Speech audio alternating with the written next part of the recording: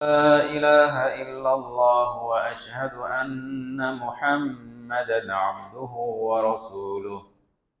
أما بعد فأعوذ بالله من الشيطان الرجيم. بسم الله الرحمن الرحيم. يا أيها الناس اعبدوا ربكم الذي خلقكم والذين من قبلكم لعلكم تتقون الذي جعل لكم الأرض فراشا والسماء بناء وأنزل من السماء ماء فأخرج به من الثمرات رزقا لكم فلا تجعلوا لله أندادا وأنتم تعلمون। সমস্ত প্রশংসা সে মহান রব্বুল আলামিনের জন্য। দরুদ ও সালাম বর্ষিত হোক মুহাম্মদুর রাসূলুল্লাহ সাল্লাল্লাহু আলাইহি ওয়াসাল্লামের উপর। আল্লাহুম্মা সাল্লি আলাইহি আল্লাহুম্মা বারিক আলাইহি।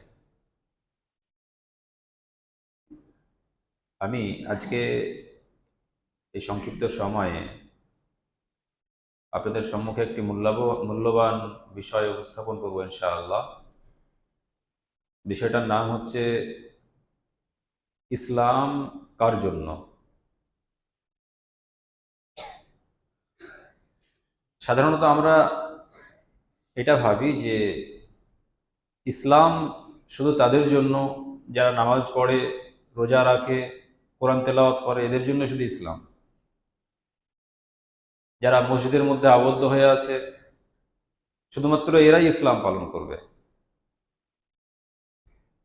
আল্লাহ তাআলা এই ব্যাপারে কি বলেছেন? মুহাম্মদ রাসূলুল্লাহ সাল্লাল্লাহু আলাইহি ওয়াসাল্লামের উপরে কি বার্তা আল্লাহ তাআলা পাঠিয়েছিলেন? আল্লাহ তাআলা সূরা আল ইমরান আয়াত নম্বর 19-এর মধ্যে বলেছেন, ইন্নাদ-দীনা ইনদাল্লাহিল ইসলাম, নিশ্চয় আল্লাহর নিকট একমাত্র মনোনীত ধর্ম, একমাত্র মনোনীত দিন, সেটা হচ্ছে ইসলাম। যত রকমের ধর্ম আছে পৃথিবীতে, যত রকমের দিন আছে, একমাত্র একটা ধর্ম, একটা দিনই আল্লাহ তাআলা গ্রহণ করবেন, অ্যাকসেপ্ট করবেন, আর সেটা হচ্ছে ইসলাম। সূরা আল ইমরানের 85 নম্বর আয়াতে আল্লাহ তাআলা বলছেন, ওয়ামান ইয়াবতাগি গায়রাল ইসলামি দীনান ফালান ইউকবালা মিনহু ওয়া হুয়া ফিল আখিরাতি মিনাল খাসিরিন। যারা ইসলাম ছাড়া অন্য ধর্ম, অন্য দিন অন্বেষণ করে, অন্য দিন খুঁজে বেড়ায়, ফালান ইউকবালা মিনহু, সেই দিন থেকে বিন্দু পরিমাণও আল্লাহ তাআলা গ্রহণ করবেন না। ওয়া হুয়া ফিল আখিরাতি মিনাল খাসিরিন, আর নিশ্চিতভাবে পরকালে, আখিরাতে তারা ক্ষতিগ্রস্তদের অন্তর্ভুক্ত হবে। সাধারণত অমুসলিমরা, যাদের কাছে এখনো ইসলাম পৌঁছয়নি, ইসলামের বার্তা এখনো যেসব অমুসলিমদের কাছেই যায়নি, তারা সাধারণত ফলো করে মুসলিমদেরকে, মুসলিমদের বিভিন্ন আখলাক, বিভিন্ন রকম ভাবে তাদের চলাফেরা, ওঠা বসা, এগুলোকে দেখে তারা ফলো করে যে হয়তো এটাই ইসলাম হবে। শ্রী মানবেন্দ্রনাথ বলেছেন, learning from the Muslim Europe became the leader of modern civilization. মুসলিম শিক্ষার প্রভাবে ইউরোপ আধুনিক সভ্যতার নেতা হতে পেরেছিল। ইউরোপ একসময় মুসলিমদের কাছ থেকে শিখেছিল, তাদের আদর্শ, তাদের চলাফেরা সবকিছু শিখেছিল। আজ মুসলিমদের যে অবস্থা, এদের যে আদর্শ, এদের যেটা ওঠা বসা, চলাফেরা, সবকিছু অমুসলিমরা দেখে আর বলে এটাই ইসলাম, এটাকে ইসলাম বলে। আজ আপনি দেখেন গোটা বিশ্বে মুসলিমরা যে কোণঠাসা হচ্ছে, মুসলিমরা নির্যাতিত হচ্ছে, মুসলিমদের উপর স্টিম রোলার চলছে, এর মূলত কারণ হচ্ছে এলাহি গজব, এলাহি আযাব। যদি মুসলিমরা ঠিকভাবে আল্লাহ তাআলার মনোনীত ধর্ম ইসলামকে সবারই কাছে উঁচু করার চেষ্টা করত। এরা এদের চলাফেরা, এদের আদর্শ অমুসলিমদের কাছে যদি প্রকাশ করতে পারত, তাহলে আজ ইসলাম মাথা উঁচু হয়ে থাকত। মুসলিমদের ব্যাপারে কেউ আঙুল তুলে কোনো কথা বলতে পারত না। বড় আফসোস লাগে, বর্তমান সময়ে যত রকমের নোংরামি, মদ, গাঁজা, সুদ থেকে আরম্ভ করে যত কিছু আছে, সমস্ত কিছু মুসলিমদের মধ্যে আছে।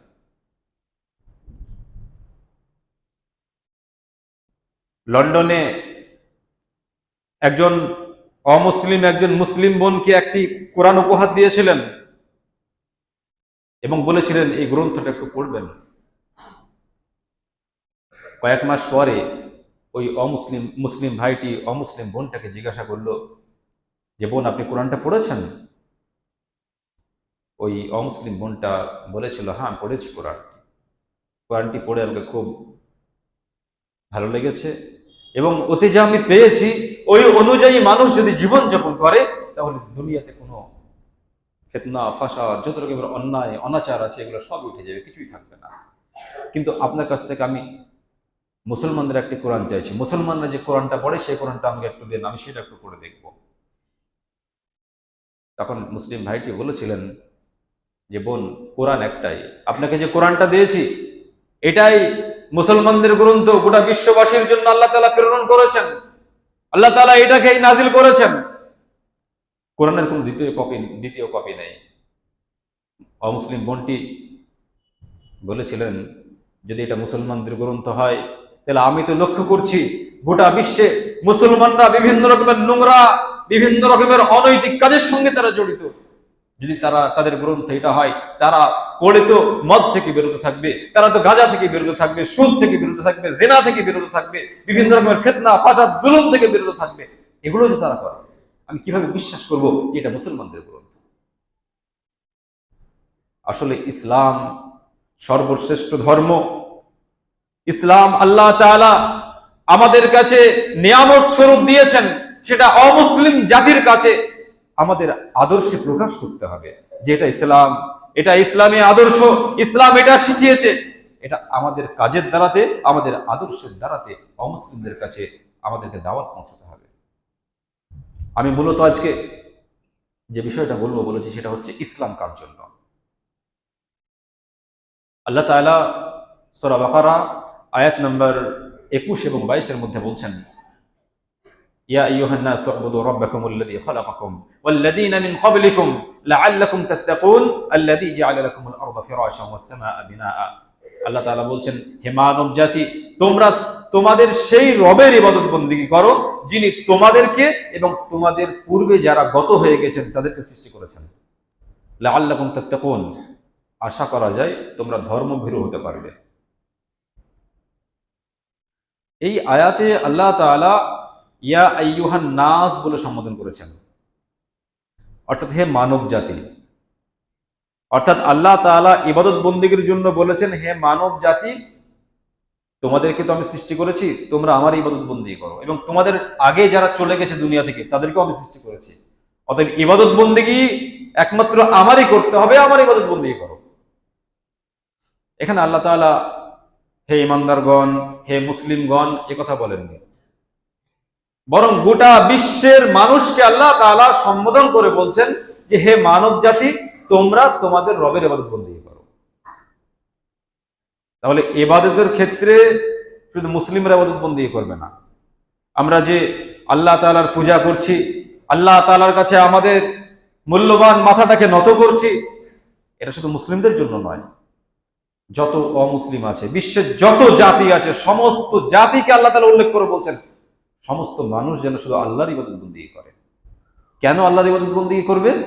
আল্লাযী জাআলা লাকুমুল আরদা ফিরাশা, যে আল্লাহ তাআলা এই জমিনকে বিছানা স্বরূপ বানিয়েছেন, আসমানকে ছাদ স্বরূপ বানিয়েছেন, ওয়া আনজালা মিনাস সামাই মাআ, এবং যে আল্লাহ তাআলা আসমান থেকে বৃষ্টি বর্ষণ করেন এবং সেই বৃষ্টি দ্বারা ফাআখরাজা বিহি মিনাস সামারাতি রিজকাল লাকুম, বিভিন্ন রকমের ফল ফসল উৎপাদন করেন। ফালা তাজআলু লিল্লাহি আনদাদা ওয়া আনতুম তা'লামুন, অতএব তোমরা জেনে বুঝে আল্লাহর সঙ্গে কাউকে শিরিক করবে না। তুমি যে জমিনে বসবাস করো সেটা আল্লাহ তাআলা তৈরি করেছেন, তুমি তোমার মাথার উপরে যে ছাদ আছে আসমান, সেটা আল্লাহ তাআলা সৃষ্টি করেছেন এবং সেই আসমান থেকে বৃষ্টি বর্ষণ করেন আল্লাহ তাআলা। বৃষ্টি বর্ষণ করে বিভিন্ন রকমের ফল ফসল এগুলো উৎপাদন করেন। কেন? রিজকাল লাকুম, তোমরা খাবে সেই জন্য। তো সবই তোমাদের জন্য করেছি, আর ইবাদত বন্দি অন্য কারোর জন্য হবে, এটা আল্লাহ তাআলা বরদাস্ত করবেন না। সেই জন্য আল্লাহ তাআলা বলেন সবকিছু জানার পরেও আল্লাহর সঙ্গে বিন্দুমাত্র কাউকে শিরিক করবে না, একমাত্র ইবাদত বন্দি আমারই করতে হবে। তাহলে ইবাদত বন্দিগির ক্ষেত্রে আল্লাহ তাআলা শুধু মুসলমানদেরকে সম্বোধন করেননি, বরং গোটা বিশ্বের মানুষকে সম্বোধন করে ইবাদত বন্দি করার কথা বলেছেন। এখন আমাদের দায়িত্ব কর্তব্য কি? আল্লাহ তাআলা যে রসুল পাঠিয়েছেন, রসুল কি শুধু মুসলমানদের জন্য পাঠিয়েছেন? আমরা যারা নামাজ পড়ি, ইবাদত বন্দি করি, এদের জন্যই কি আল্লাহ তাআলা রসুল পাঠিয়েছেন? আল্লাহ তাআলা সূরা আরাফ আয়াত নম্বর 158 এর মধ্যে বলছেন, কুল ইয়া আইয়ুহান নাস ইন্নী রাসূলুল্লাহি ইলাইকুম জামিআ, হে নবী আপনি বলে দিন যে আমি আল্লাহ তাআলার তরফ থেকে সমগ্র মানুষের জন্য রসুল হিসেবে প্রেরিত হয়েছি। সমগ্র মানুষের জন্য, মানব জাতির জন্য রসুল হিসেবে প্রেরিত আমি।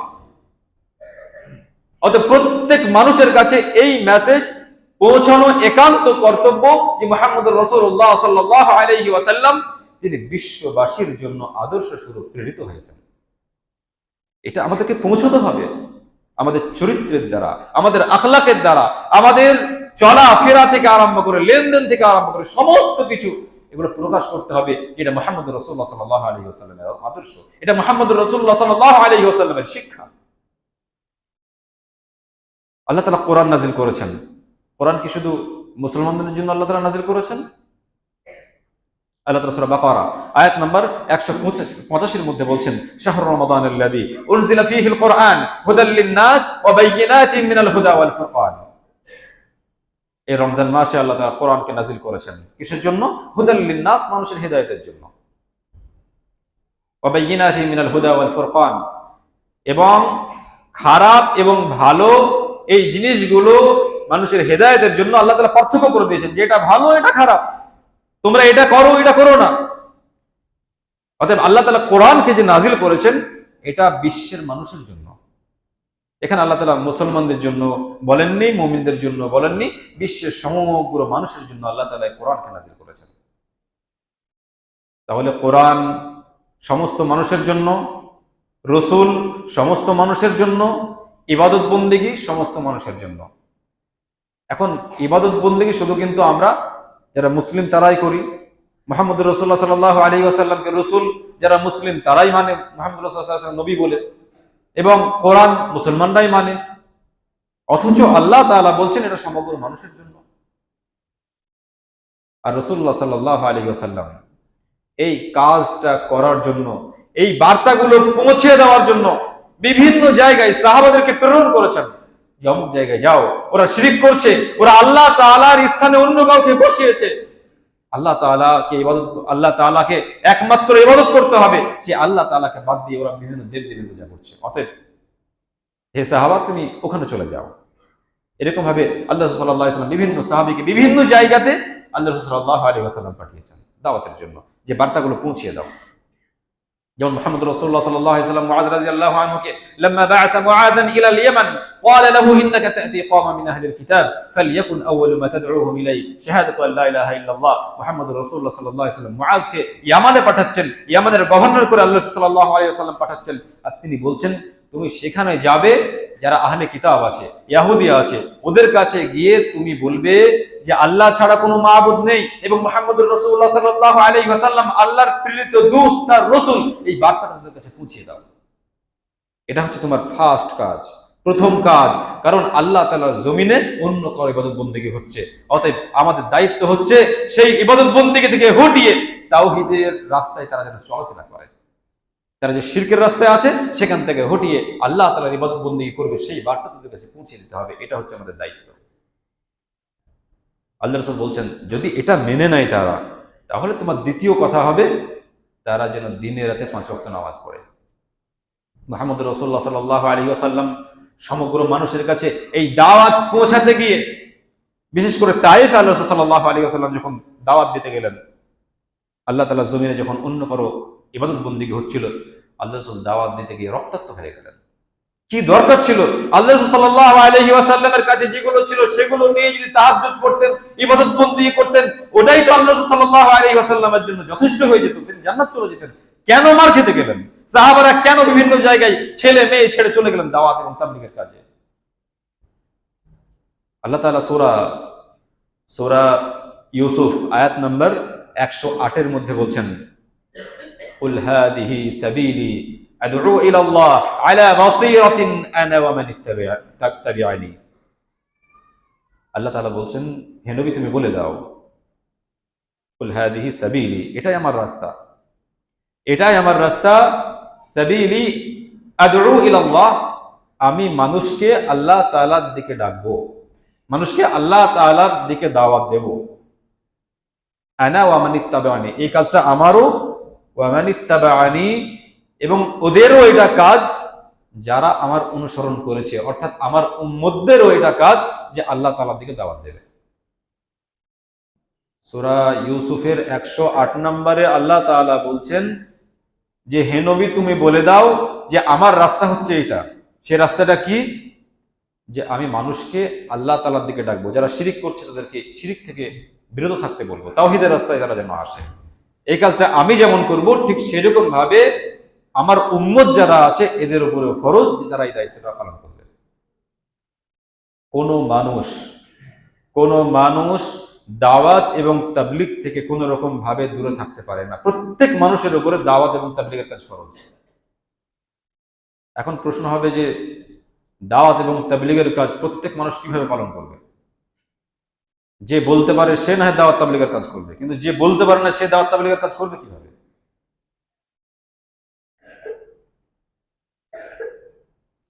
সাউথ ইন্ডিয়াতে কিছু আলেম বসে তারা মুহাম্মদ রাসূলুল্লাহ সাল্লাল্লাহু আলাইহি ওয়াসাল্লামের জীবনী নিয়ে একটি প্রতিযোগিতার ব্যবস্থা করলো, যে মুহাম্মদ রাসূলুল্লাহ সাল্লাল্লাহু আলাইহি ওয়াসাল্লামকে নিয়ে একটি প্রতিযোগিতা করি, তার সিরাত নিয়ে, তার জীবনী নিয়ে।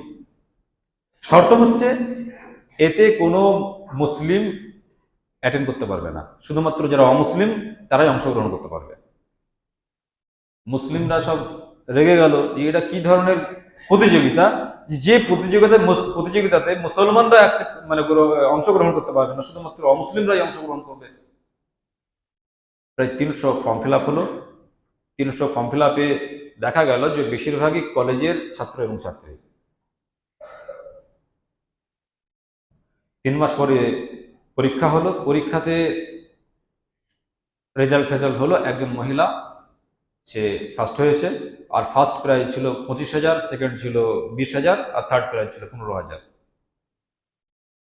এই আলেমগুলো তারা আলোচনা করলো যে আমরা এই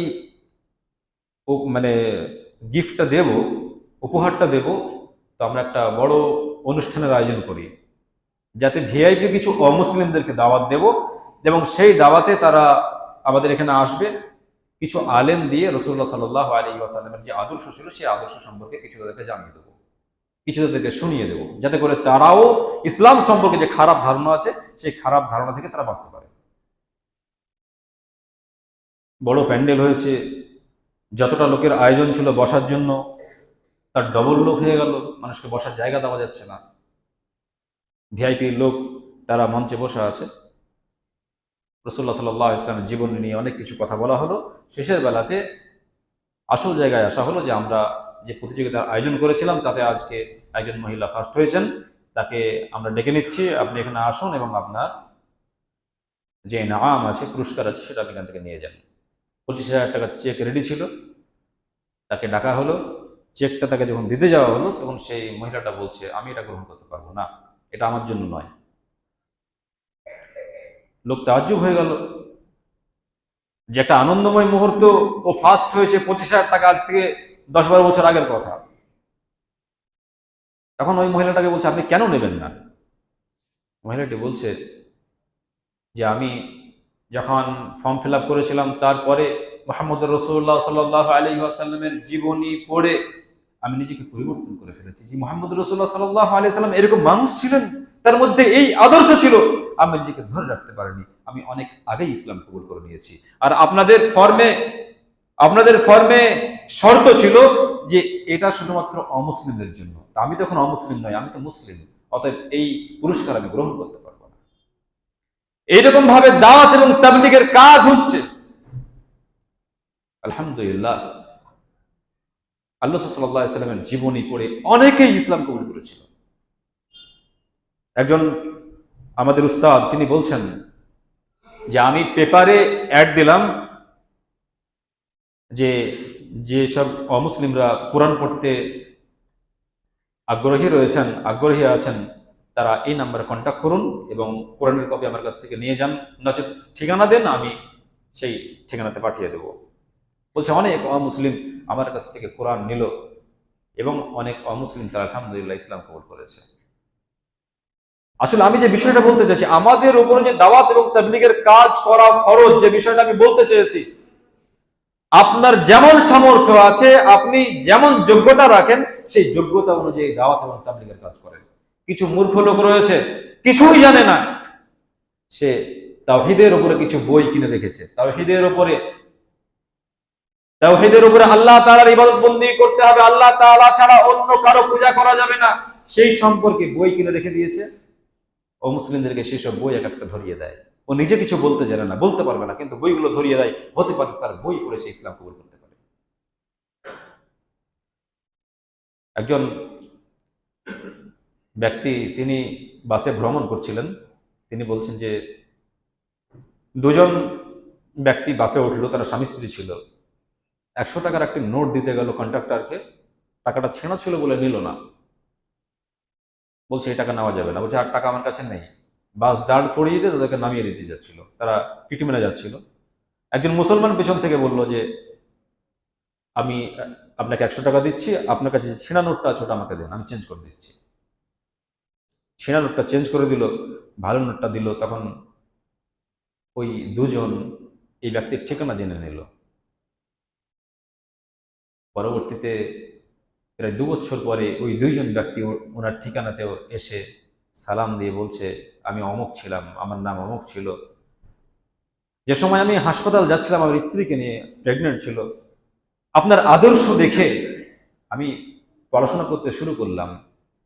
যে একটা এরকম দয়ালু মানুষ যারা ছেঁড়া নোট নিয়ে ভালো নোট দিয়ে দিল, এত সুন্দর আদর্শ, আপনার ওই কাজটা আমাকে মুগ্ধ করেছিল। তাই আমি পরবর্তীতে ইসলাম নিয়ে পড়াশোনা করে নিজেকে ধরে রাখতে পারেনি, ইসলাম কবুল করেছে। আমাদের পরিবারের অনেকে ইসলাম কবুল করেছে। এটাও একটা দাওয়াতের কাজ। আপনি যতটুকু জানেন ততটুকু করেন। কোনো অমুসলিম দাঁড়িয়ে আছে, বৃদ্ধ মানুষ, আপনি সিটে বসে আছেন ট্রেনে, আপনি সিটটা ছেড়ে দেন, তাকে বসতে দেন। যে বোন আপনি বসেন, আপনি চাচি বসেন, আপনি তাকে বসতে দেন। এটাও দাওয়াতের কাজ। আপনার এই কাজে সে মুগ্ধ হয়ে আপনাকে নিয়ে ভাববে যে মুসলিমদের মধ্যে এত আদর্শ আছে। আপনি রাস্তায় মোটরসাইকেলে চলছেন, কোনো অমুসলিম দাঁড়িয়ে আছে, কোন জায়গায় সে যাবে হয়তো, আপনি তাকে মোটরসাইকেলে চাপিয়ে নেন, উদ্দেশ্য শুধু যে আমার আদর্শ এটা তার কাছে জানিয়ে দেব, সে যেন ইসলামের প্রতি মুগ্ধ হয়, যে ইসলাম এত সুন্দর ধর্ম, ইসলাম এই আদর্শ শেখায়, এটা তাদের কাছে পৌঁছিয়ে দেন। কোন অমুসলিম আপনার বাড়ির পাশে আছে, অসুস্থ মানুষ, গরিব মানুষ, তাকে আপনি টাকা দিয়ে সাহায্য করেন। হতে পারে আপনার এই আদর্শ তাকে ইসলামের দিকে নিয়ে যাবে। ইসলামটা শুধু আমাদের জন্য নয়, ইসলামটা হচ্ছে সমগ্র মানব জাতির জন্য, আর সেটা আমাদেরকে পৌঁছে দিতে হবে। যে বলতে জানে যে সে বলবে, যে বলতে জানে না সে অন্য মাধ্যম দিয়ে ইসলামের দাওয়াত দেবে।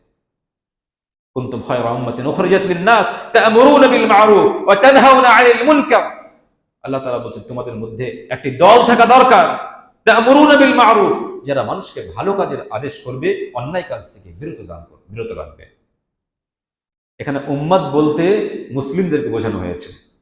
কুনতুম খায়রা উম্মাহ, তোমাদের মধ্যে একটি দল থাকা উচিত, উম্মাত থাকা উচিত। উম্মাত বলতে মুসলিমদেরকে বোঝানো হয়েছে, অর্থাৎ মুসলিমদের মধ্যে এমন ব্যক্তি থাকবে যারা সদা সর্বদা দাওয়াত এবং তাবলীগের কাজ করবে, অমুসলিমদের কাছে বার্তা পৌঁছিয়ে দিবে যেটা ইসলাম। ইবাদত বন্দেগীর জন্য আল্লাহ তোমাদেরকেও বলেছেন যে এটা নয় যে আমরা শুধু কোরআন তেলাওয়াত করব, আমরা নামাজ পড়বো, এটা নয়, বরং আল্লাহ তাআলা সমগ্র মানুষের জন্য ইসলামকে প্রেরণ করেছেন। এই বার্তাগুলো আমরা বিভিন্নভাবে পৌঁছে দেওয়ার চেষ্টা করব। আল্লাহ তাআলা আমাদের সবাইকে দাওয়াত এবং তাবলীগের কাজ করার তৌফিক দান করেন। আমিন।